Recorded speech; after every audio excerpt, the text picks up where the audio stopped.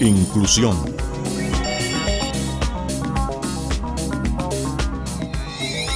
Desarrollo.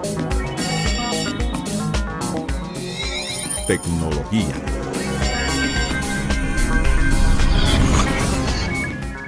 Indotel se transforma y avanza. Ahora sí vamos a recibir al licenciado Jaime Ángeles, quien es vocal de la Asociación Dominicana de Propiedad Intelectual, ADOPI, quien nos tiene la exposición Retos que nos esperan. Muchas gracias por la invitación y por el poder tener la oportunidad de compartir algunos puntos. Me han encantado las exposiciones anteriores, las que me han precedido, y me gustó mucho que el querido amigo Edwin Espinal se haya referido en una de sus últimas láminas al profesor Ricardo Antequera Parili, maestro y profesor de muchos de nosotros aquí, un verdadero pilar del derecho de autor. Esta es. No.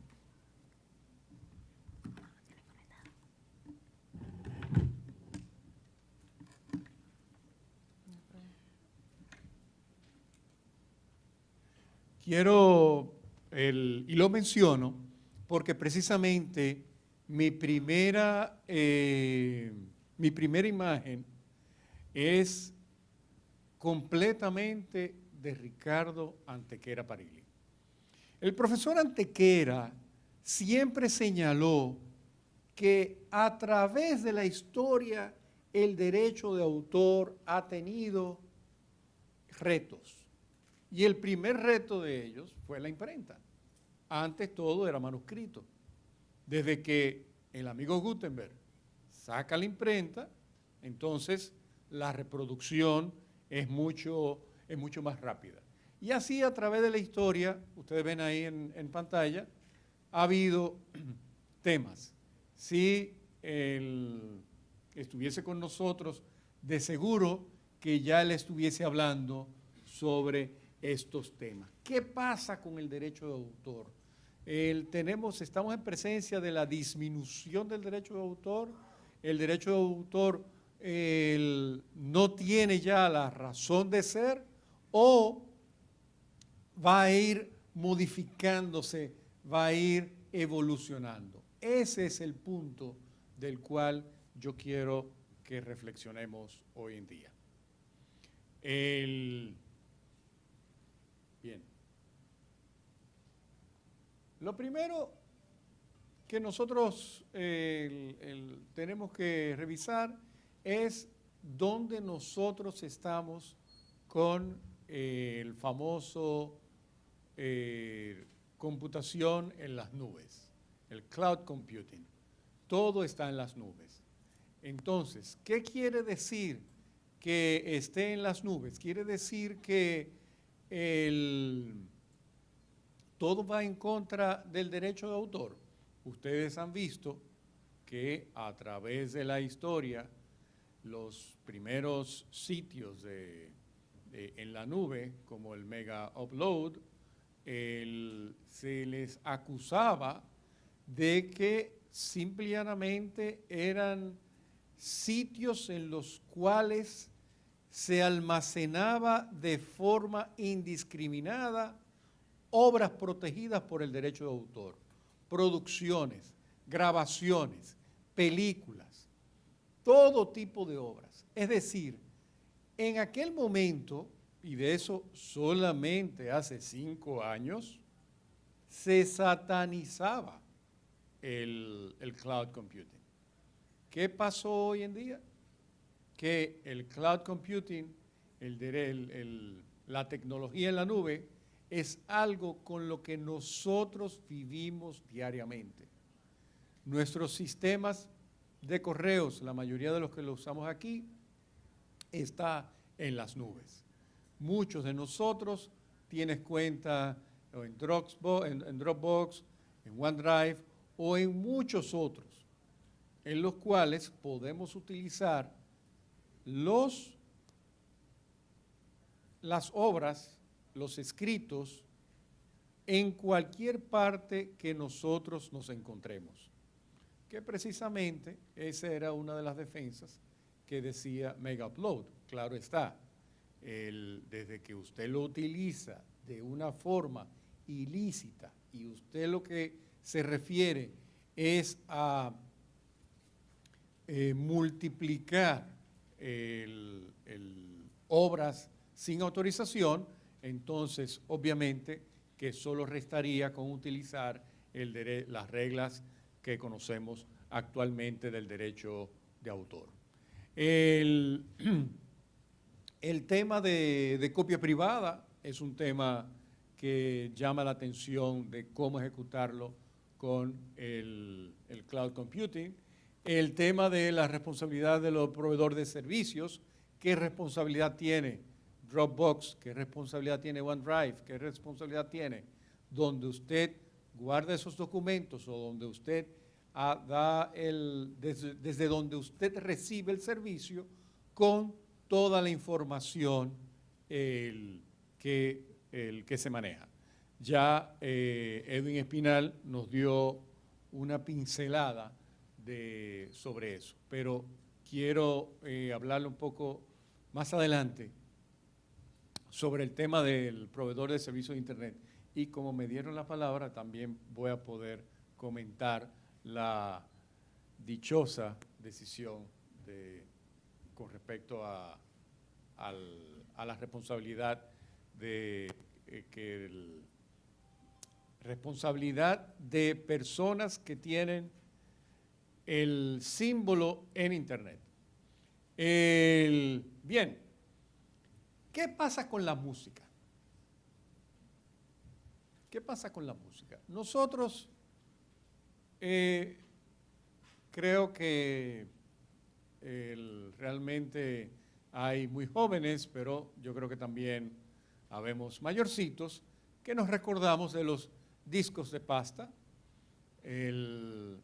nos recordamos de los casetes, de cuando había esa reproducción, nos recordamos de los 8 tracks que se podían escuchar.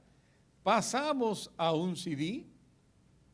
A la industria musical le pasó de noche que al poner la música en un CD era de forma digital y que esa forma digital de alguna manera se podía subir y empezaron a compartir los archivos. En parte de la casi prehistoria de la forma en que nosotros manejamos la música hoy en día estaba Napster. Puede ser que algunos de ustedes se recuerden de lo que fue Napster, en el cual se podía compartir archivos de un sitio a otro con el agravante que tuvo Napster de que utilizaba servidores centralizados. Hoy en día ya nosotros no necesitamos un casete, ya nosotros no necesitamos el tocadisco, ya nosotros no necesitamos un Walkman, sino que la música nosotros la recibimos a través de streaming. No tenemos ni siquiera que comprar una grabación.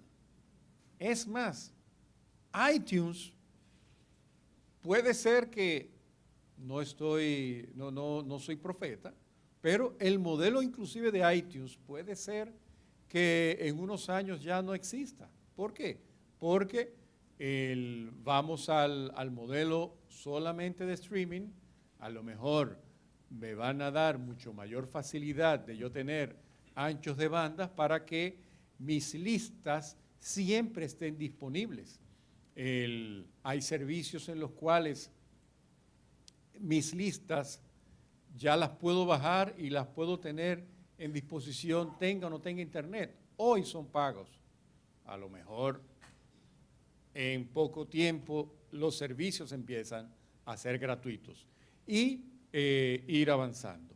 Eso significa de cómo va evolucionando. ¿Qué tiene que ver con el tema del derecho de autor? Obviamente, la música ha sido una de las obras principales que se refiere a la problemática del derecho de autor y en las cuales siempre se ha querido buscar cómo se resuelve la situación de la música. Entonces, ahí lo que tenemos que ver es los esquemas de licenciamiento. ¿Son posibles o no son posibles? Hay que recordarse que hace apenas 20 años los grandes productores de música encontraban que solamente había una forma de vender la música, o mejor dicho, de comercializar la música. Usted me compra un álbum y ya, pero solamente quiero una canción. Bueno, te compro el álbum.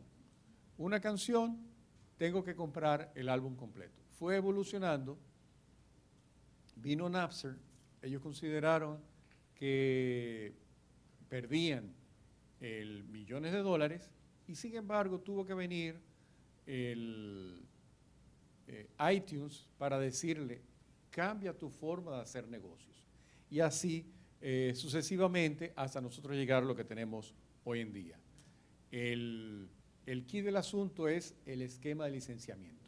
En esta misma semana, como dicen los americanos, as we are speaking, hay reuniones en Washington de los editores, sociedades de gestión y los proveedores de servicios de música en los Estados Unidos, reunidos con la Oficina de Derecho de Autor de los Estados Unidos y están discutiendo cómo va a cambiar el esquema y los precios en el mundo de la música.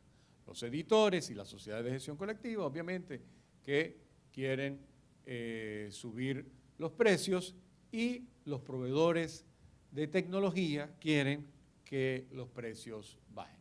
Va a haber muchas discusiones y de seguro que va a ser lo suficientemente interesante para prestarle atención.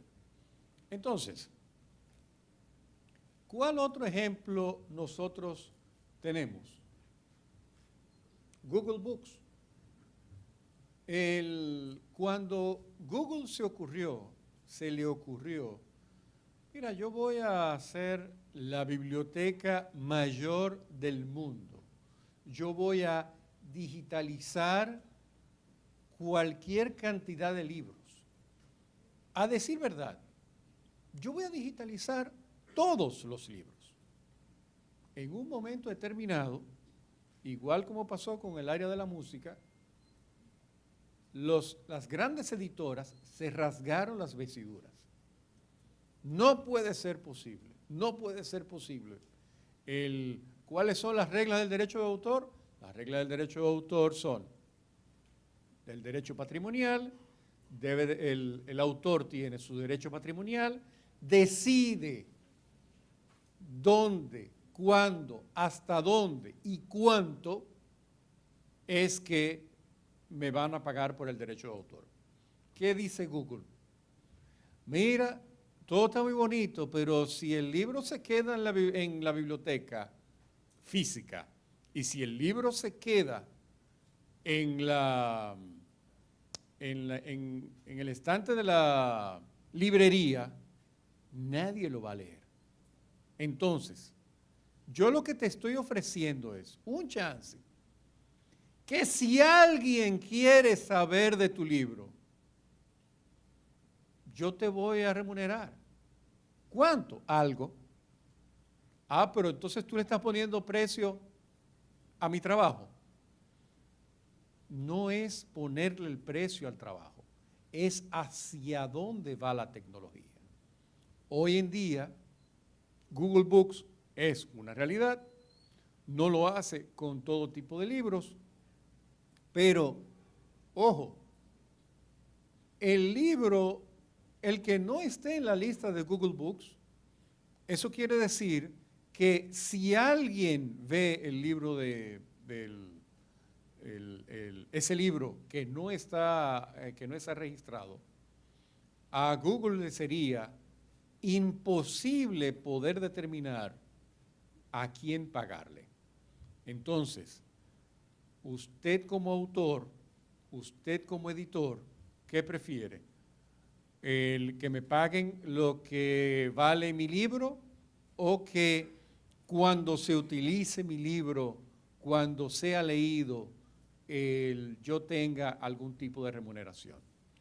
Hoy en día Google Books es una realidad, va hacia adelante, la cantidad de libros que tiene va creciendo día a día.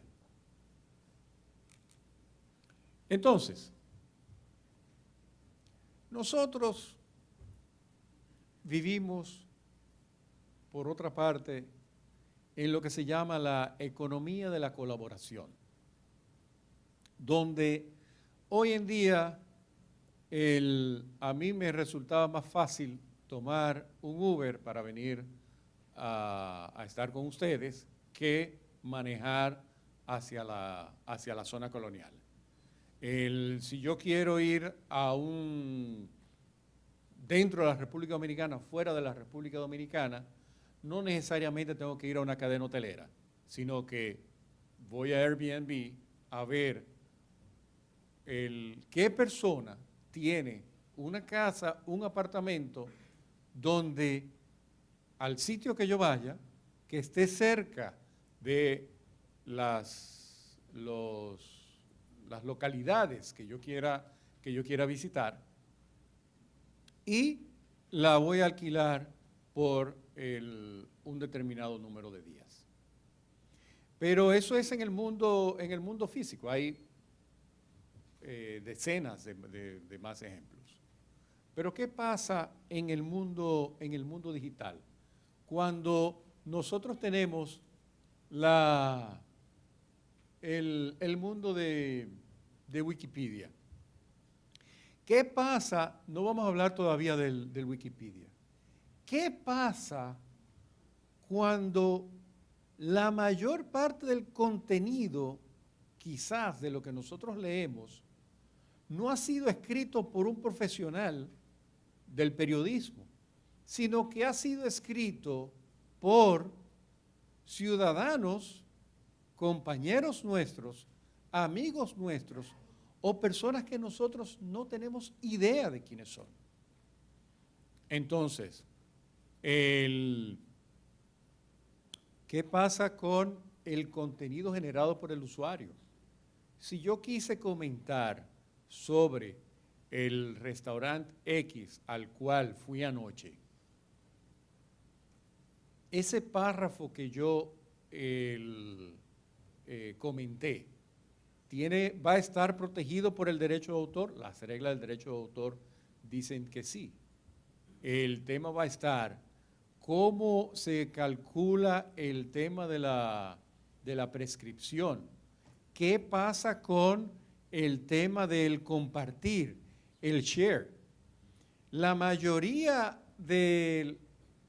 no, toda la literatura que tiene TripAdvisor está escrita por los usuarios de TripAdvisor.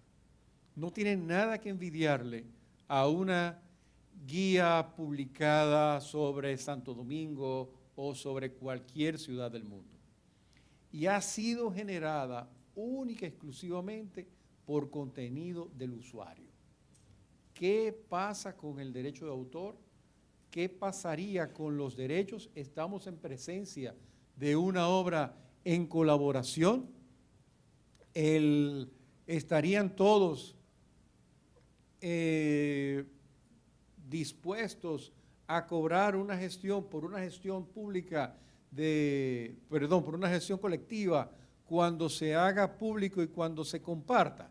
Ahí están los esquemas de licenciamiento, ahí están las reglas a las cuales usted se somete cuando entra dentro de esas redes sociales.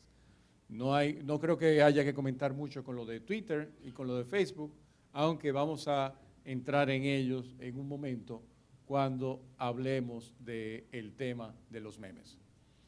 En el mundo de las imágenes, y eso es un ejemplo de Twitter, la facilidad con la que se puede compartir unas fotos y lo que puede suceder cuando se comparten esas fotos. El amigo Morel, contra la AFP, fue uno de los primeros fotógrafos que tomó imágenes para el terremoto, en el terremoto de Haití. Inclusive no se sabe cómo él pudo conseguir conexión a Internet. Esa foto fue tomada justo momentos después. Esa foto anduvo en todo el mundo, incluyendo la República Dominicana, CNN, Washington Post, New York Times. ¿A quién le daban el crédito? ¿A quién tenía el derecho moral con respecto a eso, el derecho de paternidad? A un dominicano que retuiteó la foto, que lo hizo obviamente como nosotros utilizamos las redes sociales.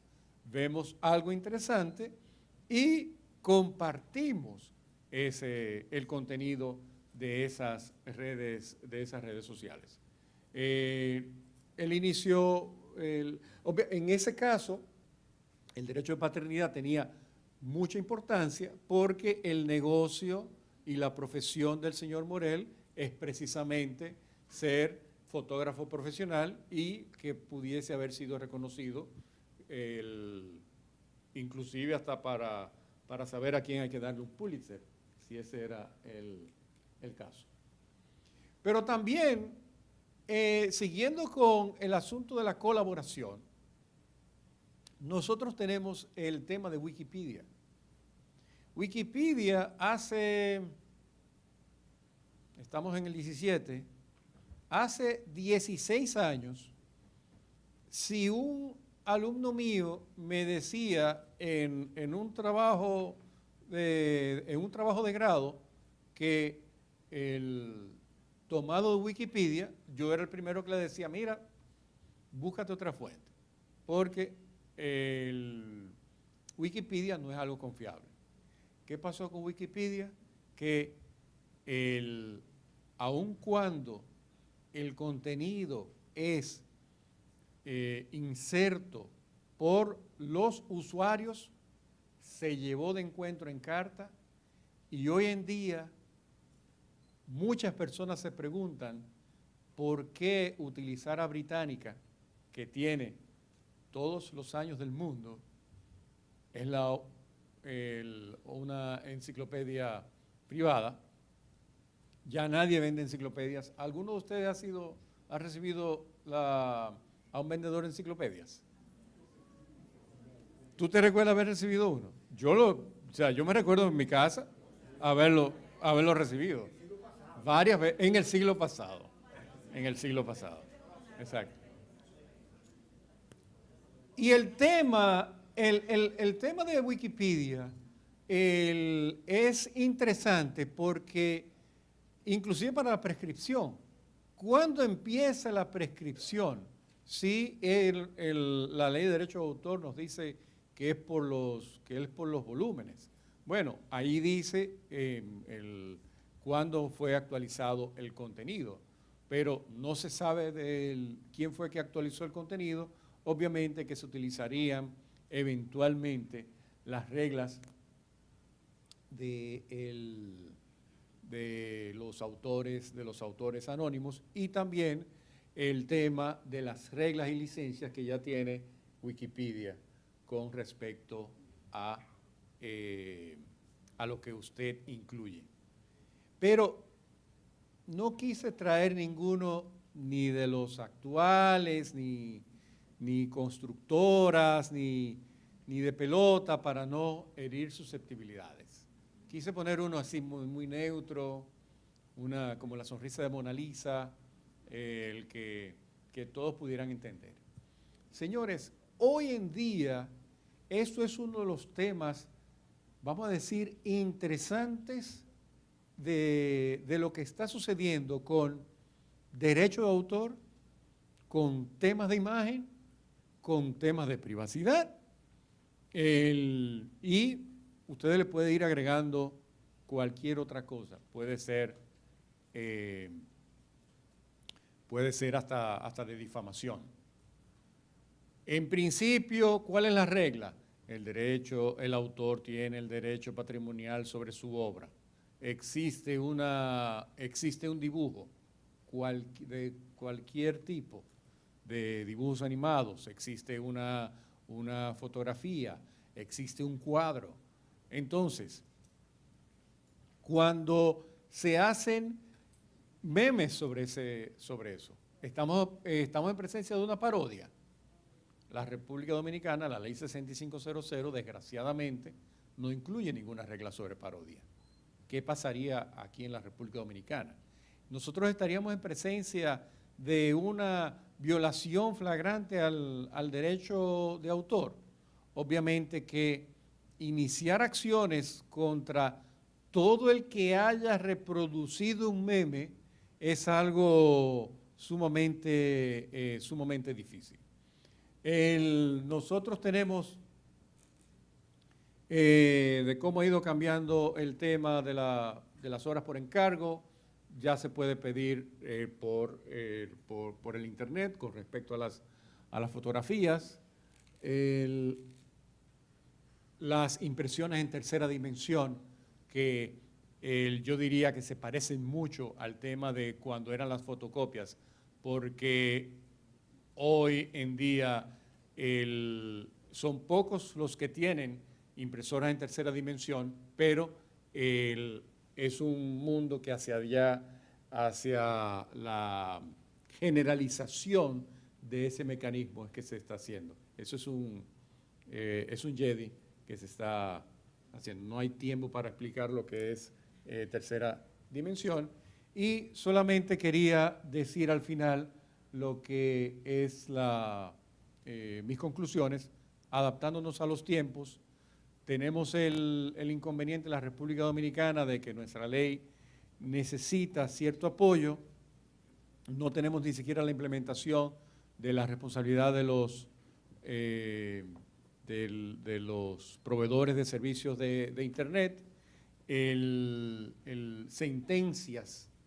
Sentencias como las que comentó nuestro querido amigo Edwin Espinal son las que llevan a preocupación, porque precisamente estamos hablando de empresas e instituciones que no tenían nada que ver con el contenido. Entonces, quiere decir que si en un periódico, en el Diario Libre, todos los anunciantes son responsables por lo que haya hecho Diario Libre o Listín Diario, todos los anunciantes de ese periódico van a ser responsables si nos vamos del mundo digital al mundo real. El tema de cómo son las pruebas en el mundo digital también es algo que amerita revisarlo. Esa decisión puede ser tema de todo un seminario, todo un panel. Muchísimas gracias.